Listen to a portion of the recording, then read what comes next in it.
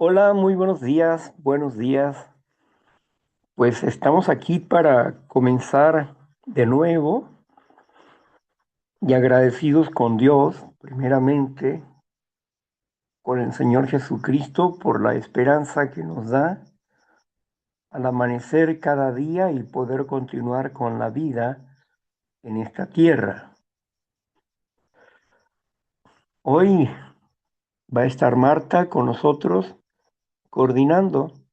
Nos va a hacer la lectura de la reflexión y posteriormente la lectura del tema. Así es que adelante, Marta. Muchas gracias, Víctor. Bienvenidos todos, agradeciendo a Víctor por su servicio generoso y a todos los que están presentes aquí. Mi nombre es Marta Lorena y agradezco poder estar aquí en este día. Iniciamos entonces con la lectura de la reflexión del día de hoy, de Isaías 31:5.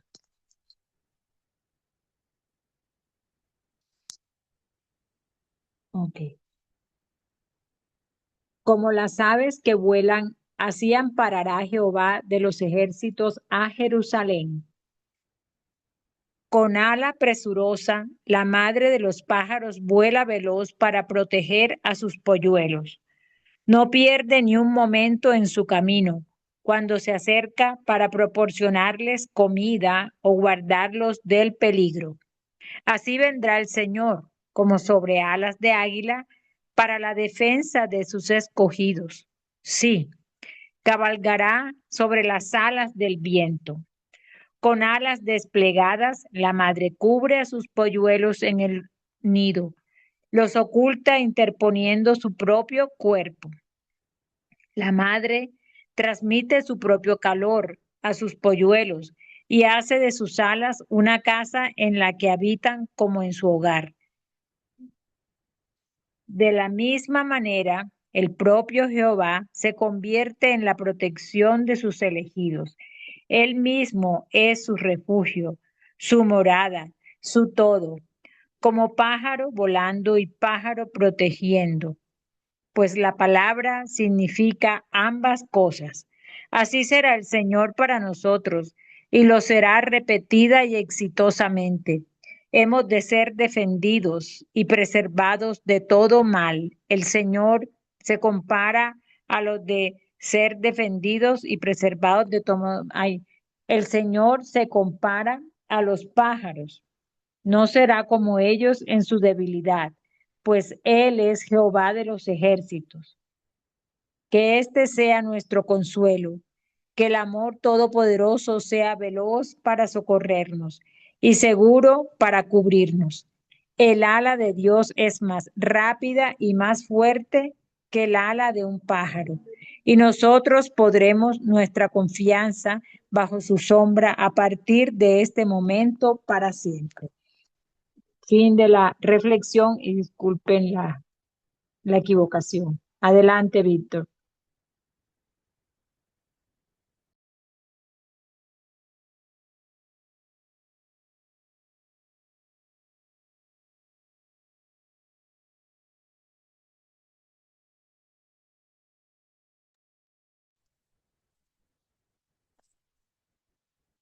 Dios, las águilas. Hay muchos versículos que hablan del águila y que dice que los hijos de Dios correrán y no se cansarán, serán como las águilas, correrán y no se cansarán. Las águilas se considera la reina de los aires, con una vista grandiosa y su protección son las montañas. Pero Dios precisamente Habla del águila por la rapidez en que él hace las cosas. En la profecía, cuando se iba a sacar al pueblo que era esclavo de Egipto, en esa profecía hablaba que los iba a sacar bajo las alas de las águilas, como un águila, y hablaba de la rapidez con que actúa el águila. Así que cuando llegó el tiempo de salir de Egipto, Moisés y el pueblo se apresuraron a caminar arduamente hasta llegar al río Rojo, al Mar Rojo, perdón, al Mar Rojo. Y ahí Moisés mandó al pueblo a orar. Y Dios le llamó la atención y le dijo, ¿qué estás haciendo? No, pues es que vamos a pedirte ayuda, ¿no? No, Moisés, los ejércitos vienen detrás de ti. Abre el Mar Rojo, toca el Mar Rojo y se abrirá. Y Moisés obedeció inmediatamente. Y el Mar Rojo se dividió y pasaron todo el pueblo como si estuviera en seco. Ese milagro lo hizo Dios para proteger a su pueblo. Y cuando terminaron de pasar el pueblo, las aguas se juntaron de nuevo y ahogaron a los ejércitos de los egipcios. Así que Dios, cuando promete algo, lo cumple. No podemos entenderlo figurativamente, pero es la misma promesa que tiene para la congregación de Dios, que en los tiempos antes de la venida del Señor Jesús, Él tomará a su congregación y la llevará a un lugar para ocultarla de quien puede hacerle daño, y donde va a habitar ahí por 3 años y medio, estará oculta la congregación de Dios para no ser tocada por el diablo o Satanás. Así que Dios resguardará a su congregación y la llevará a un lugar seguro, donde nadie podrá tocarla. Mientras que estarán predicando las buenas noticias del reino de Dios, y el juicio a las naciones estará en ese proceso, llamada pues la gran tribulación o el Armagedón. Todas estas cosas que han de suceder son para el bien de la humanidad, no es para destrucción de la humanidad. Aunque los seres vivientes que estén en aquel momento pensarán que Dios no es bueno, pero no comprenden el juicio de Dios, la justicia de Dios sobre las naciones por maltratar a su pueblo y por ser desobediente a la palabra. Esa es la venganza de Dios, como dice en Apocalipsis, ¿hasta cuándo vengarás nuestra sangre? Y la palabra divina dice, duerman un poco más de tiempo, hasta que se cumplan el número de los elegidos. Dios va a cumplir con el número de los elegidos y entonces se cierra el tiempo de la gracia y comienza el juicio de Dios para las naciones. Algo que está cercano a nosotros, al parecer, por lo que está sucediendo en la política internacional. Nos va hablando de cómo los eventos van cambiando rápidamente hacia ese punto de la profecía. Pero Dios nos guardará como la gallina guarda a sus polluelos. Él nos alimentará y nos sustentará y nos dará vida si estamos en ese momento. Y si somos verdaderamente fieles, Dios estará con nosotros. Si no, como dice el apóstol Pablo, a través de muchas tribulaciones lograrán entrar a la vida eterna. Por eso es importante el crecer en carácter. Pues bueno, ahora sí, como dice un dicho, que Dios nos tome confesados, ¿verdad? Que Dios nos tome listos para estar con Él. Y por eso estamos aquí, para afirmarnos en la fe que Él nos ha dado el día de hoy. Gracias, Marta.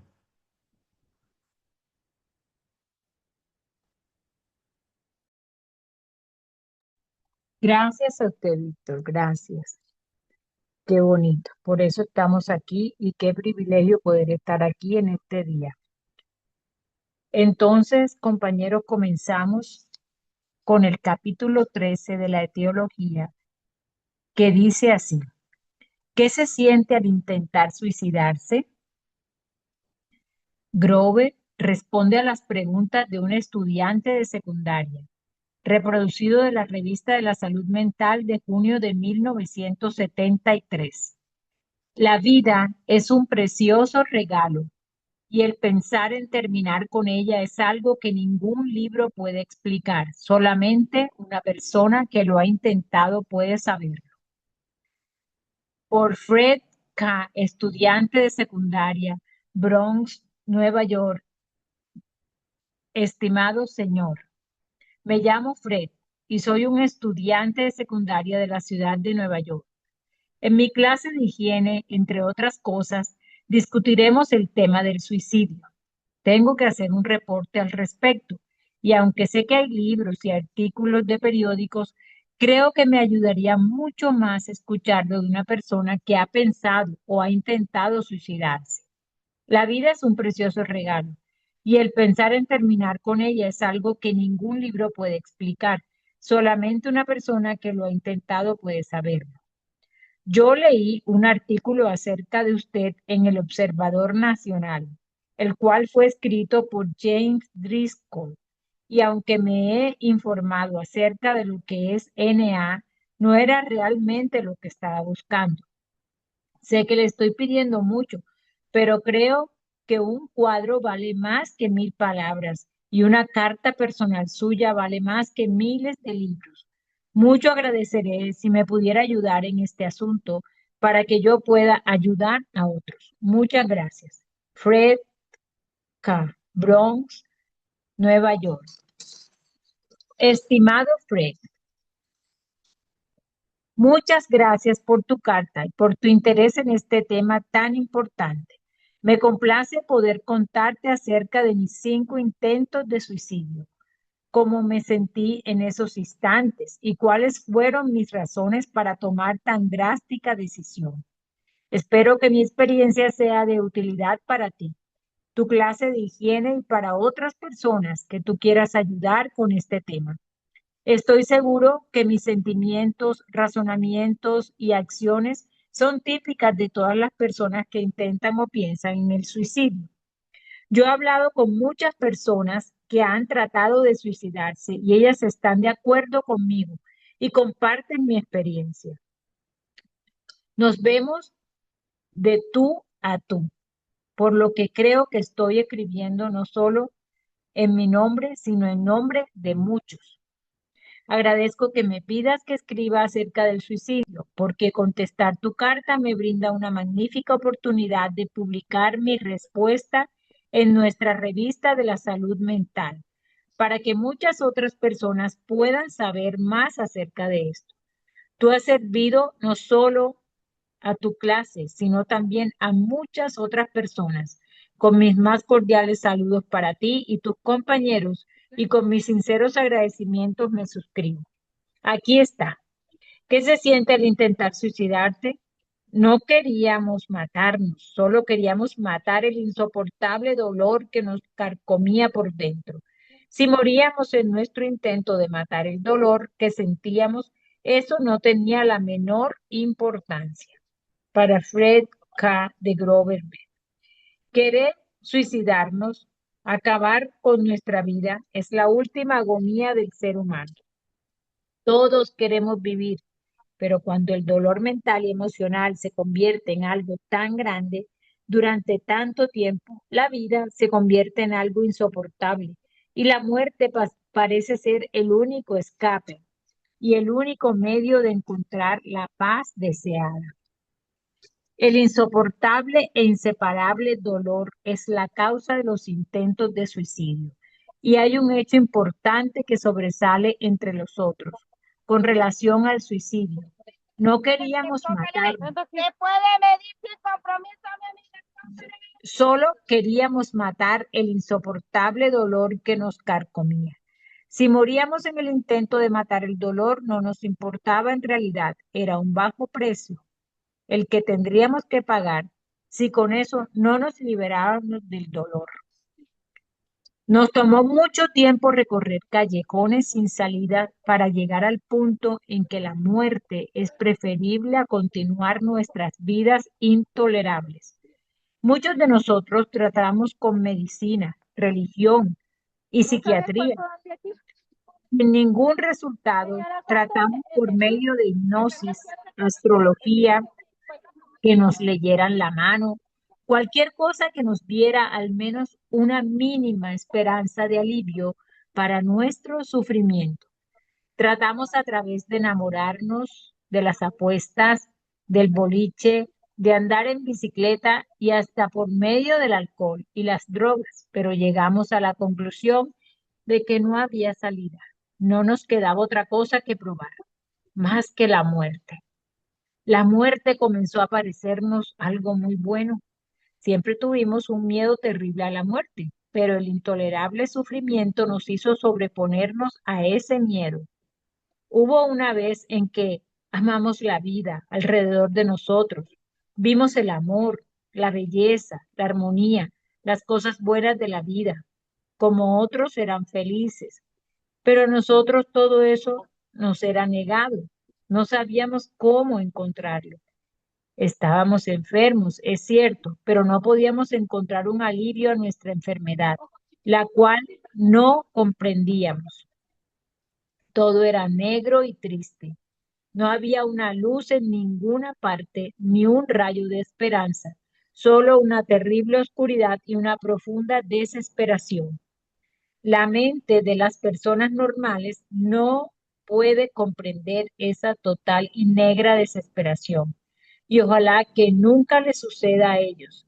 Para saber lo que es el sufrimiento, uno debe haber sufrido y nosotros no le deseamos a nadie ese sufrimiento.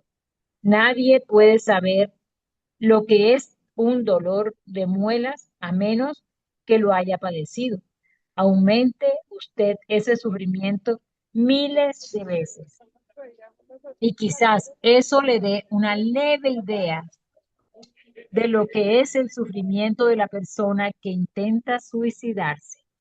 Pero esto será solo una leve indicación. Si uno no puede soportar el dolor que sufre en la vida y prefiere la muerte, ¿Qué cuesta es esto? porque la muerte debe ser mejor que el dolor.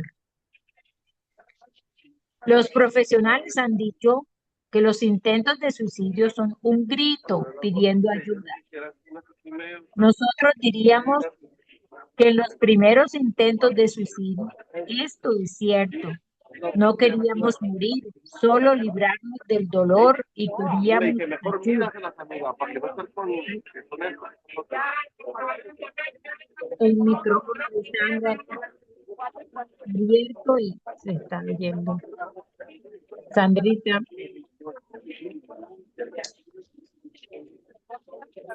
los profesionales han dicho que los intentos de suicidio son un grito pidiendo ayuda. Ahora, nosotros diríamos que en los primeros intentos de suicidio esto es cierto, no queríamos morir, solo librarnos del dolor y queríamos ayuda. Pero cuando sobrepasamos el punto de gritar pidiendo ayuda, llegamos al punto donde lo único que queremos era liberarnos del dolor. Queríamos morir, no obtener ayuda, sino morir. La ayuda ahora nos disgustaba. Queríamos escapar y queríamos parar el dolor. Queríamos morir, cambiando el grito pidiendo ayuda por un grito llamado a la muerte. Patrick Henry dijo, denme libertad o denme muerte. Nosotros decimos, libérenme del dolor o denme muerte. La libertad no es tan importante como la liberación del dolor. De hecho, si la falta de libertad es dolor, quizá Patrick Henry estaba hablando acerca de lo mismo que nosotros estamos hablando. La libertad es independencia del cautiverio y nuestro dolor era cautiverio. Así nosotros también queríamos libertad o muerte. En nuestros casos, libertad era la independencia de nuestro cautiverio de dolor. Patrick Henry fue considerado brillante, no loco. Y nosotros tampoco estábamos locos, únicamente queríamos libertad, independencia del dolor o muerte. Esto da una nueva esperanza a la persona suicida. Ella probablemente sea bastante inteligente, pero no loca. Ya que estoy escribiendo acerca del suicidio, permítame continuar con una seria consideración sobre el particular. Con seguridad alguien dirá, los únicos expertos en el suicidio ya no están aquí para contárnoslo y nosotros estamos de acuerdo con esto. Desde este punto de vista, no hay expertos en suicidio que nos digan cómo es, pero nosotros nos consideramos los más cercanos a un experto en suicidio. Tratamos de suicidarnos y casi lo logramos. Así que creemos ser lo más parecido a un experto. Como nuestro amigo Fred dice en su carta, solo una persona que lo haya intentado puede decirlo. Así como Fred, esto le parece correcto, nos lo parece a nosotros y esperamos que a usted también. Yo he dicho que es el insoportable e inseparable dolor lo que lleva a la persona a querer suicidarse. Veamos cómo es el dolor, cómo crece, cómo se convierte en una intolerable y tan agudo que una persona estaría dispuesta a cualquier cosa para hacerlo desaparecer. Como Fred dice en su carta, la vida es un precioso regalo y pensar en acabar con ella es algo que solo las personas que lo han intentado pueden decirlo. Permítame contarles mi experiencia personal con el intolerable y terrible dolor que me llevó a intentar suicidarme 5 veces antes de que yo tuviera 21 años de edad. Primero, déjenme decirles que yo estaba actuando seriamente. Yo sí quería escapar, quería morir. Había tratado por todos los medios de liberarme de mi sufrimiento. Había visto muchos médicos, clérigos y a un psiquiatra por 2 años, 2 veces por semana, y no obtuve ningún alivio. En realidad, continué empeorando. El dolor mental y emocional creció en tal forma que sinceramente hasta llegué a desear matarme, pero en realidad yo solo quería matar el dolor, no a mí misma. ¿Continúo o dejamos hasta acá, Víctor?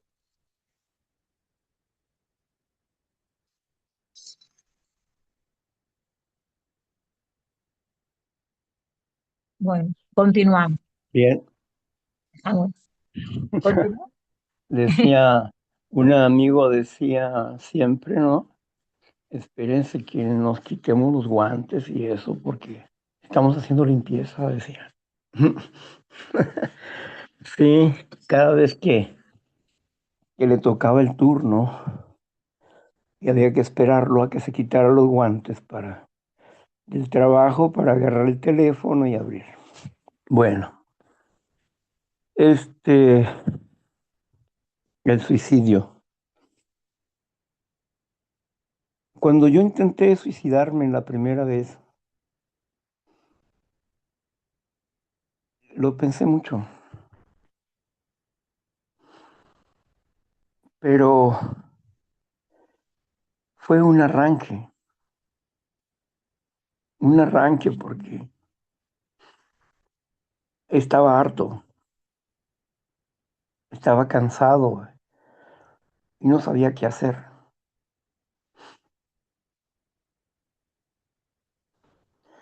Intenté ahorcarme, pero me salvaron, me rescataron porque mi madre estaba en shock en un rincón de la casa y yo estaba colocando la soga. Y cuando mis pies resbalaron, una persona llegó y me agarró de los pies.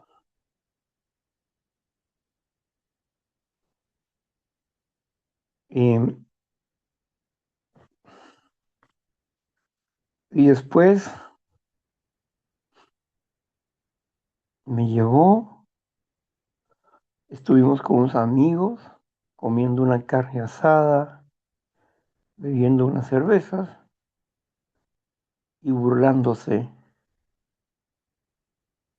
del intento de suicidio que yo había tenido. Bueno, eso pasó. ¿Qué pasaba en mí? Estaba frustrado con todo. No me importaba cuál iba a ser mi futuro después de la muerte. No creía en el infierno ni en el cielo,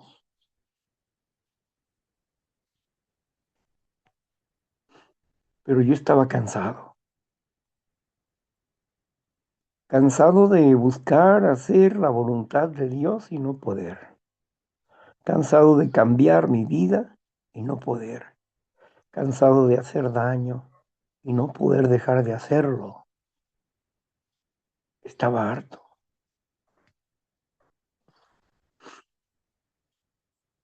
Tuve 2 años más tarde, en 2 años, tuve otros intentos de suicidio.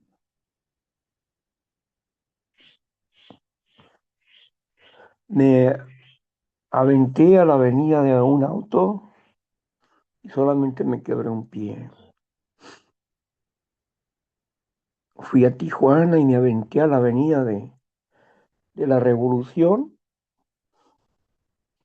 y solamente gané un profundo dolor y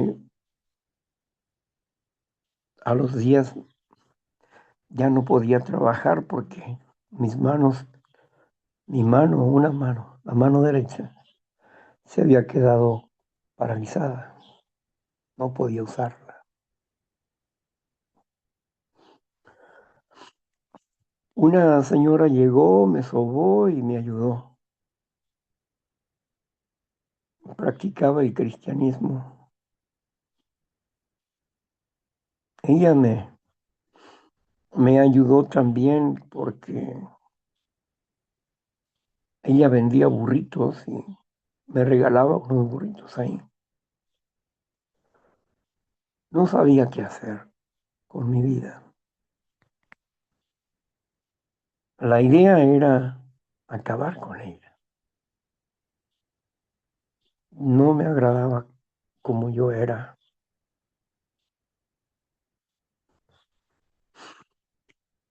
Y tampoco le agradaba a mi familia.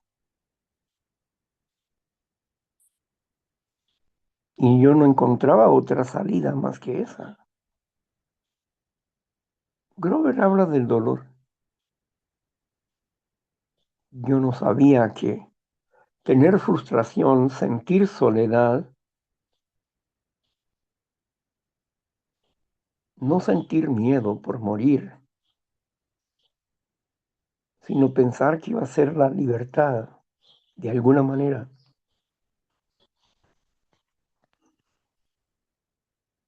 era la salida.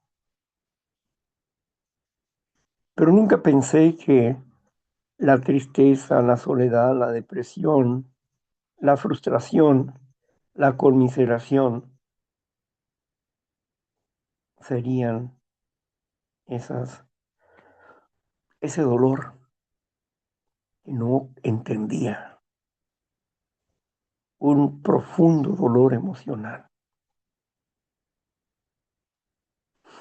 La tristeza te hace llorar, la depresión te hace sentir inservible. Ves la vida pasar sin ilusiones, gris.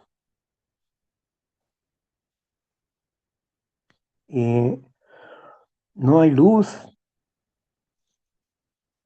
en la mente de uno. Así que experimentar la muerte era el asunto.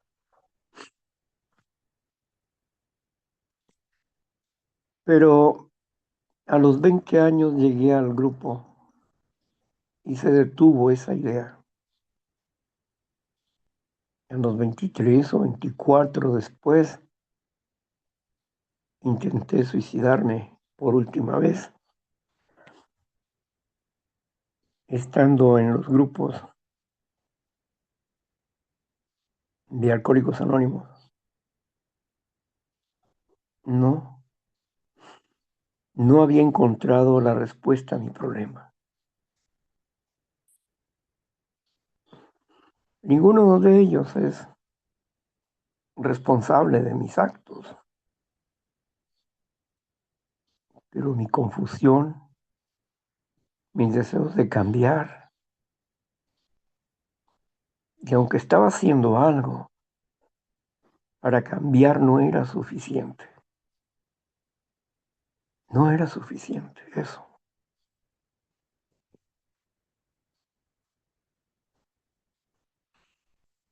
Así que tenía que hacer algo. Ya para ese entonces, mi madre había muerto, mi hermano no me quería en casa.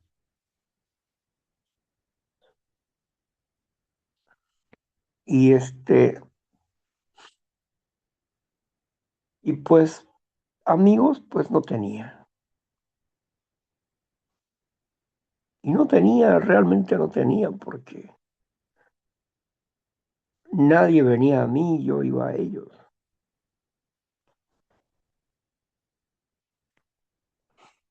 Los amigos se preocupan y se ocupan por los amigos. No era mi caso. Así que me hallaba solo, así lo pensaba, ¿no? Y lo único que podría ser la respuesta para liberarme de toda esa carga emocional era la muerte. Creo que si hubiera tenido una pistola en ese momento, pues no la hubiera contado porque hubiera sido algo más rápido, más sencillo, pero no. Así que quería métodos menos alarmantes, diría yo, ¿no? Pero había que cambiar. Había empezado los cambios, pero la idea del suicidio estaba ahí, agazapada. Y los cambios que estaba viendo no eran buenos. Volverme como los demás, grosero y pedante, acusador de otros, no era el camino.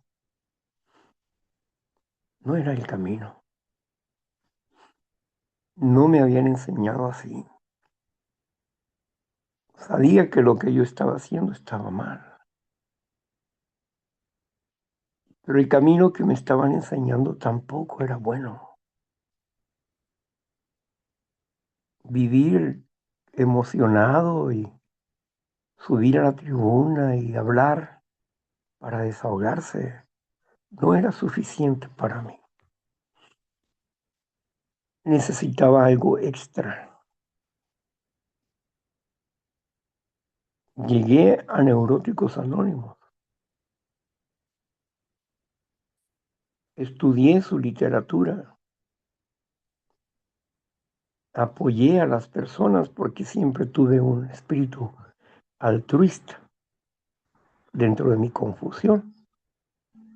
Siempre quise ayudar a otros, sin poderme ayudar a mí mismo. Y empezó a cambiar en mí. Hubo cambios porque empecé a comprender que había otros elementos que yo no había tomado en cuenta de los principios espirituales. Yo no tengo la idea del suicidio, ni me siento deprimido.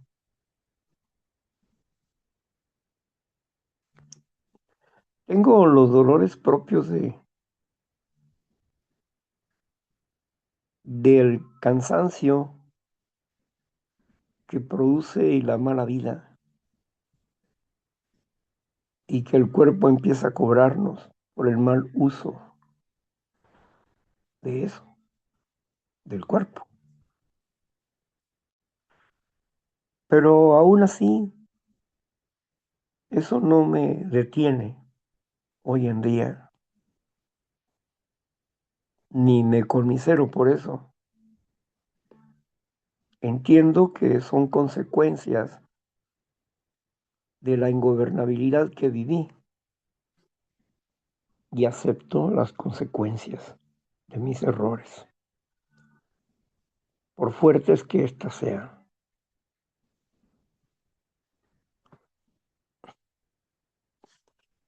Fui aprendiendo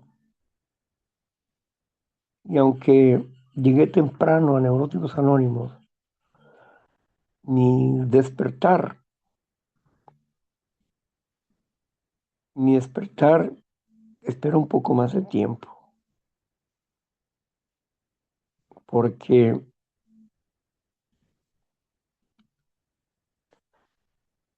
me empecé a dar cuenta que en Neuróticos Anónimos había una dinámica un poco más amable en la psicoterapia y esas cosas, pero no encontré la solución en los compañeros ni las compañeras, no. Tenía que meterme al análisis del programa de recuperación para comprender qué es lo que yo necesitaba practicar, porque las cosas que las personas decían no me ayudaban, no me ayudaban. La persona, la mayoría, pues hablaba de que la esposa, que los hijos, que todos esos problemas familiares y y de sus vidas de solteros y esas cosas. Pero eso no me ayudaba. No, no había identificación en esas cosas. No era mi caso. Así que tenía que enfrentarme a mí mismo,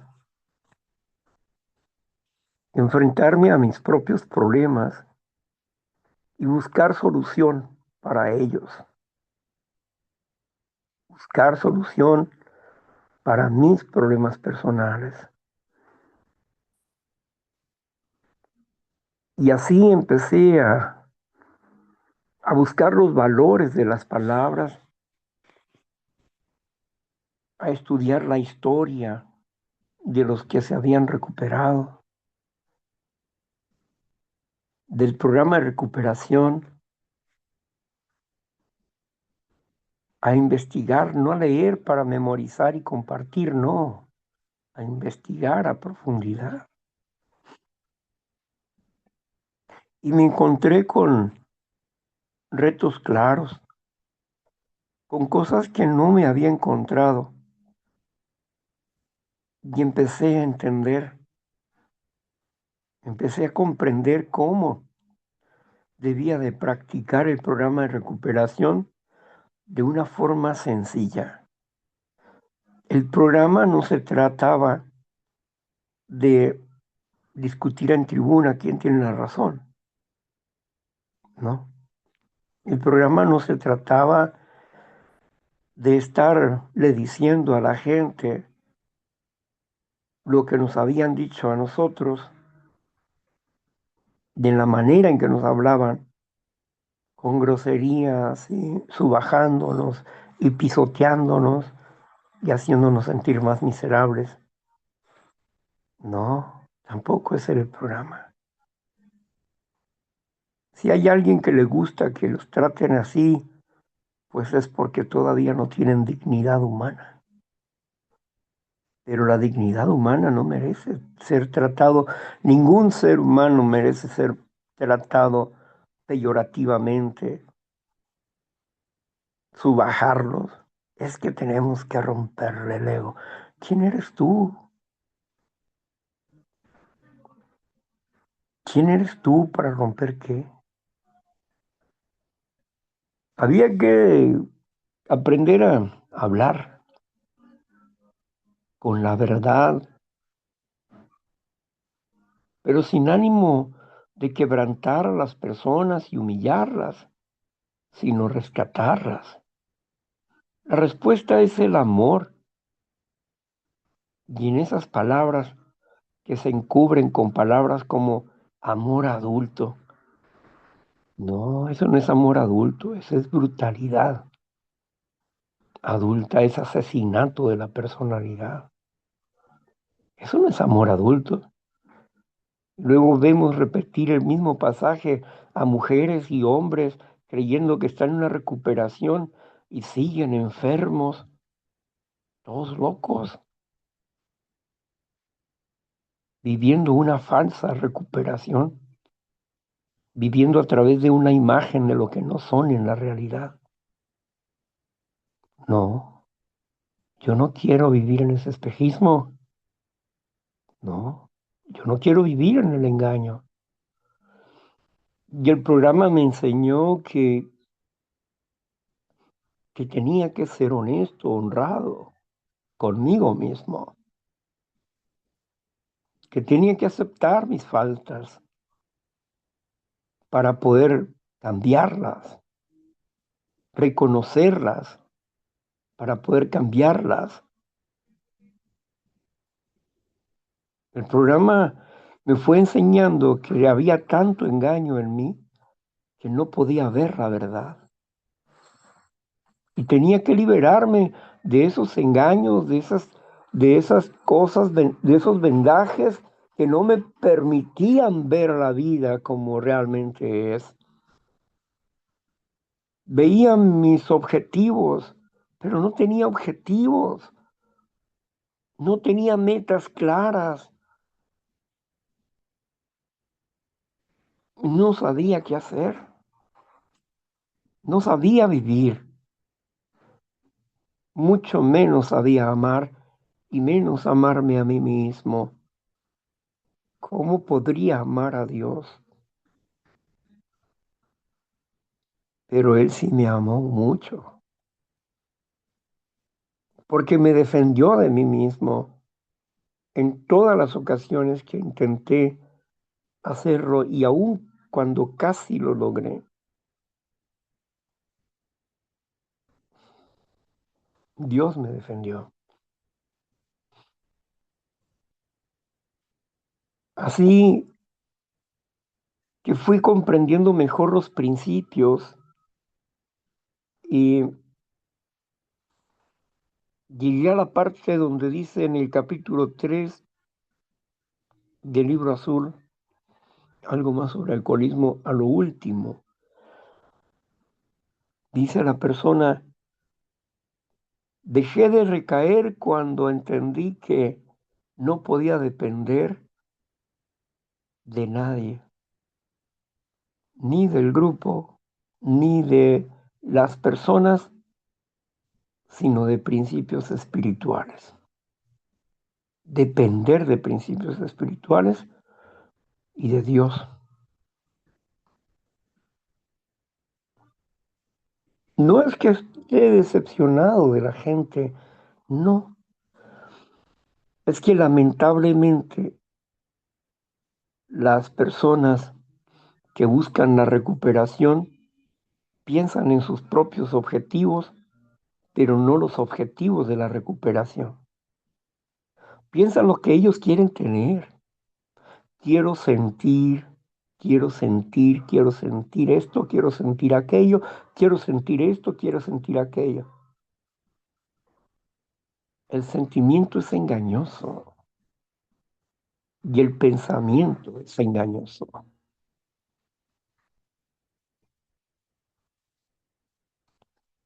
¿Por qué el pensamiento es engañoso? Porque nos hemos engañado a través de nuestra manera de pensar durante mucho tiempo.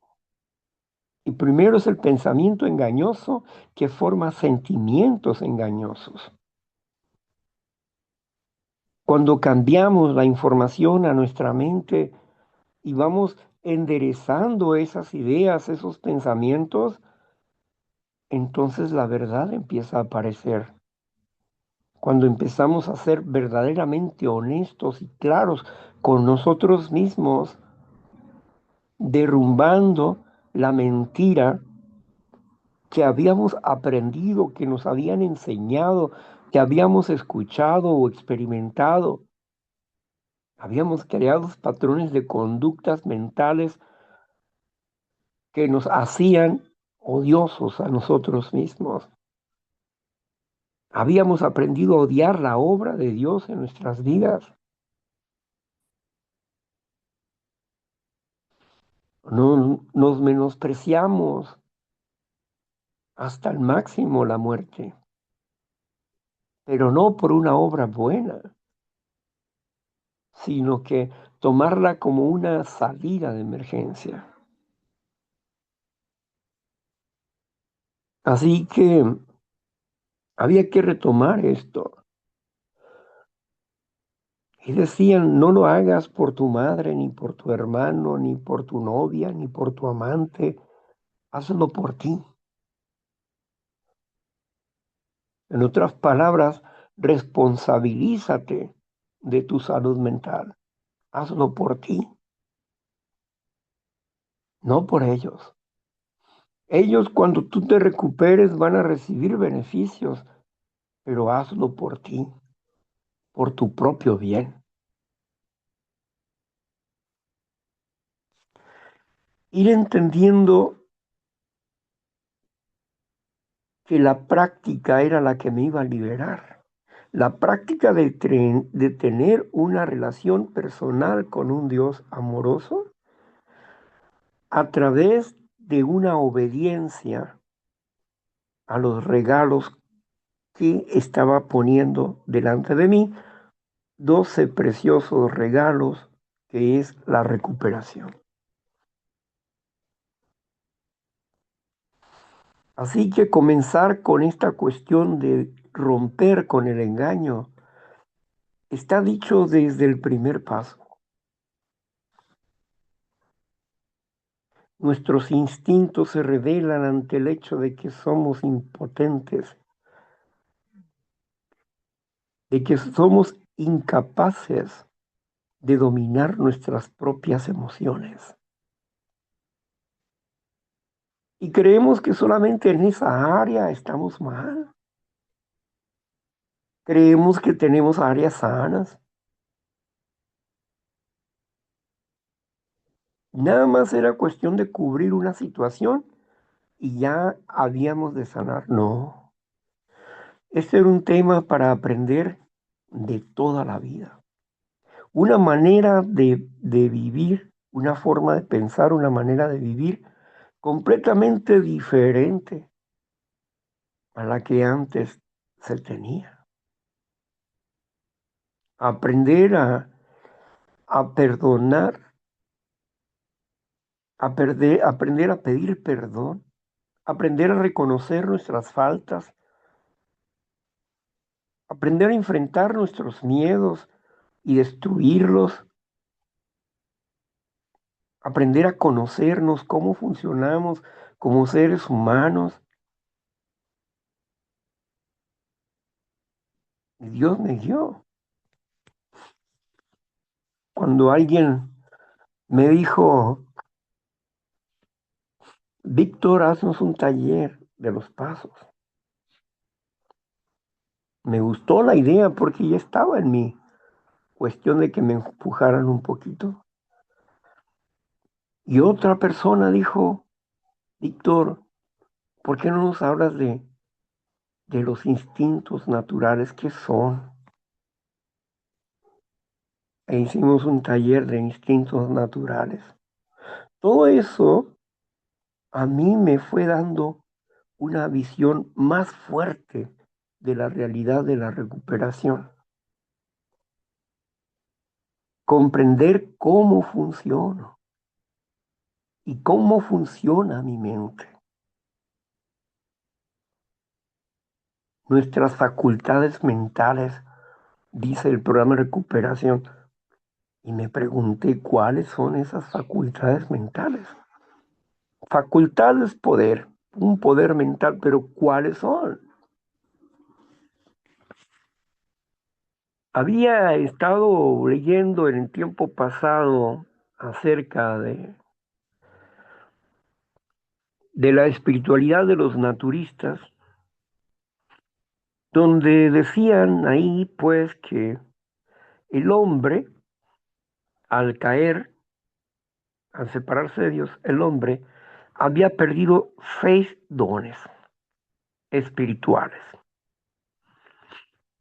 y se había quedado con 5 en cuestión de la materia, los 5 sentidos, ¿no? Entonces, los 5 sentidos, el ver, oír, ¿verdad?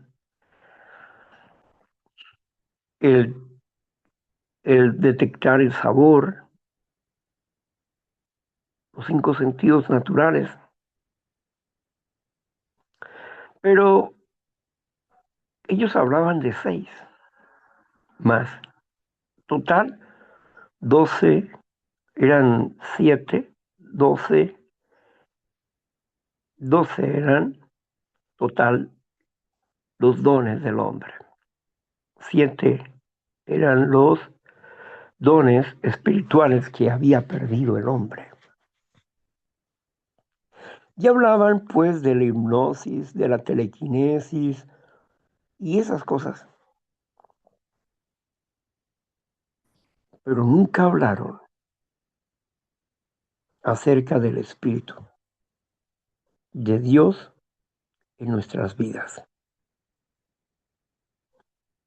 Hablaron de cómo ellos querían lograr, o supuestamente habían logrado crecer en ese tipo de dones, la hipnosis, la telequinesis, todas esas cosas. ver el futuro, cosas así. No, eso no me servía. Eso no me funcionaba para cambiar mi interior. Era fascinante lo que se leía ahí, ¿no? Pero no era el camino. No era el camino. Se tenía que corregir lo que estaba mal en uno y ver hacia afuera, entendiendo que vas a lograr ciertas cosas, no es el camino. El camino es ver hacia adentro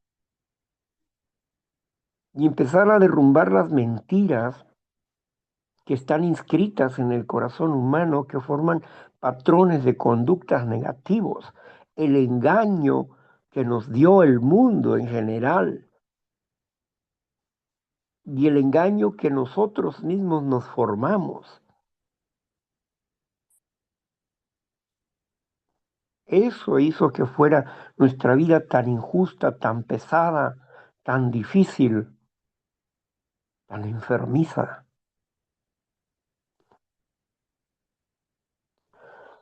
Ahora, pues,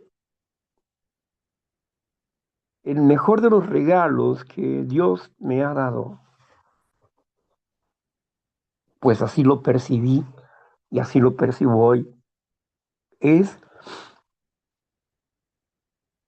cuando pude obedecer el no estar resentido con las personas, cuando pude dejar de pensar en venganzas, cuando pude dejar de pensar en el dolor que me habían causado o que yo había hecho.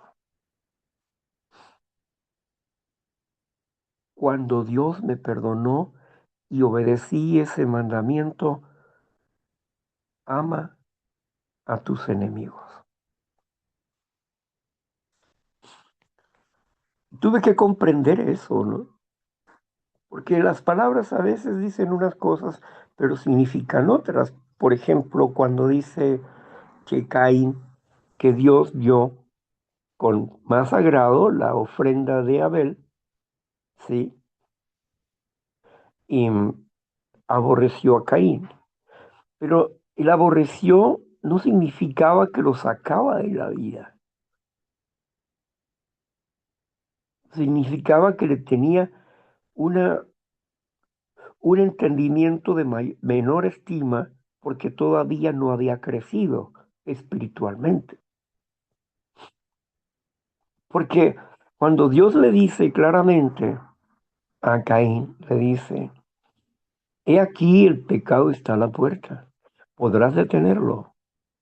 Caín no respondió.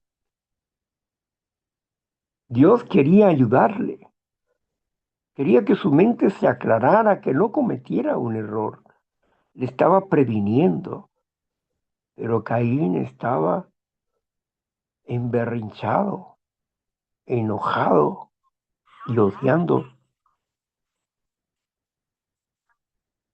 odiando a su hermano. Ahí estaba en eso, odiando a su hermano. Y al final lo asesinó. ¿Pero qué? Si Dios no lo hubiera amado y no le hubiera dicho la frase que le dijo, oye, si haces bien, ¿acaso no recibirás bien? Le hizo un recordatorio de la ley espiritual. Si tú ofrendas a Dios con tu corazón, con amor, con alegría, ¿acaso Dios no te bendecirá? Pero su corazón estaba lleno de amargura, porque había sido el hijo predilecto de sus padres, el primer hijo. ¿Cuántos años pasaron para que naciera Abel? No lo sé. ¿Cuál era la diferencia en edades? Pero fue el tiempo suficiente antes de que llegara Abel, fue el tiempo suficiente para que sus padres le metieran una idea que él iba a ser el consolador de su familia, que él iba a ser el precursor del perdón, que los iba a regresar otra vez al paraíso de donde habían salido. La nostalgia de aquel paraíso, el dolor del error de ellos, les hizo impregnarle una idea a Caín, pero Dios había dicho que de la simiente de la mujer iba a nacer un hijo que iba a destruir a la serpiente. Pero Eva pensó que era Caín, pero no. Tenían que pasar muchas generaciones para que apareciera el Mesías Jesucristo. Entonces podemos ver aquí pues cómo el engaño entra en nuestras mentes por la falta de una relación espiritual. Cómo el engaño se apoderó de nosotros y nos destruyó. Ahora necesitamos corregir nuestros pensamientos para corregir nuestros sentimientos. Y no es lo que yo quiero sentir. Es engañoso eso porque no es el sentimiento primero, es el pensamiento y luego el sentimiento. Es el razonamiento, la aplicación y luego el sentimiento. Pero si le hacemos caso al sentimiento enfermo, pues vamos a enfermar aún más. Y esto hay que tenerlo bien claro en la mente. Primero es la razón espiritual que Dios me da para vivir, eso es lo primero, para que yo pueda obedecer y cambiar un sentimiento y aprender a dominar mi vida.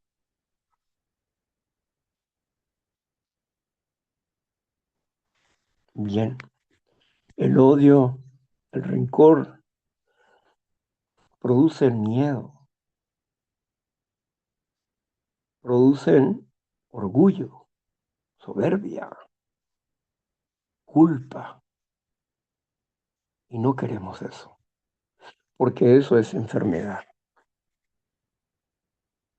Bueno, hasta aquí les voy a hacer el comentario del día de hoy, dándole gracias a Marta por su servicio y a ustedes por estar acá con nosotros. Vamos a pasar a la siguiente parte donde ustedes van a compartir con nosotros.